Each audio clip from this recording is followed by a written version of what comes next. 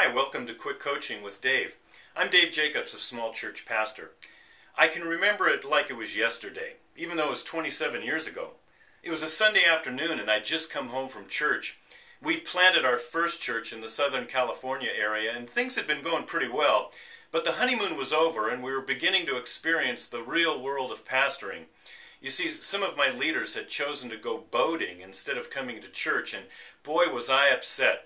I snapped at Ellen, "Don't they realize that I'm trying to do something here? How am I going to grow my church if my leaders aren't as committed as I am?"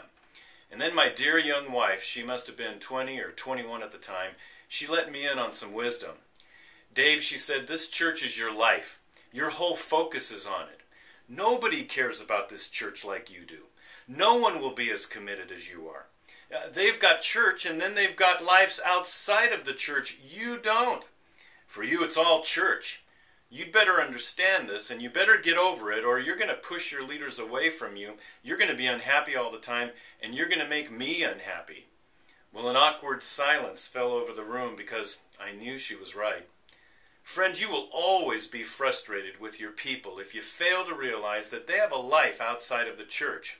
They are not, will not, and cannot be as into it as you are. If you ever find someone who's as into it as you are, you'll probably need to send them out on their own to start their own church. Now, it's true, many of our members have their priorities all messed up. It's true that many could be more committed to their church than they are. People are just too busy. They fill their lives with activities and hobbies and interests, and then when they realize that something's got to give, oftentimes it's the church that gets cut out.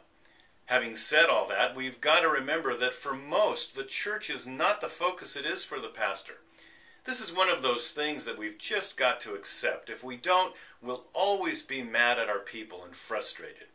Now, don't stop expecting commitment from your leaders. Don't give up teaching on commitment. It's not unreasonable to have a certain degree of expectation, especially from your leaders.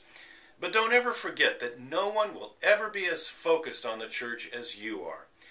You've heard the story of the man who saw another man hitting his head against a wall.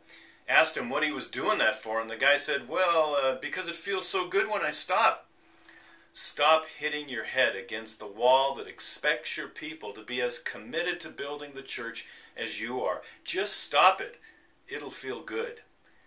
This is Dave Jacobs of Small Church Pastor. Have a great week.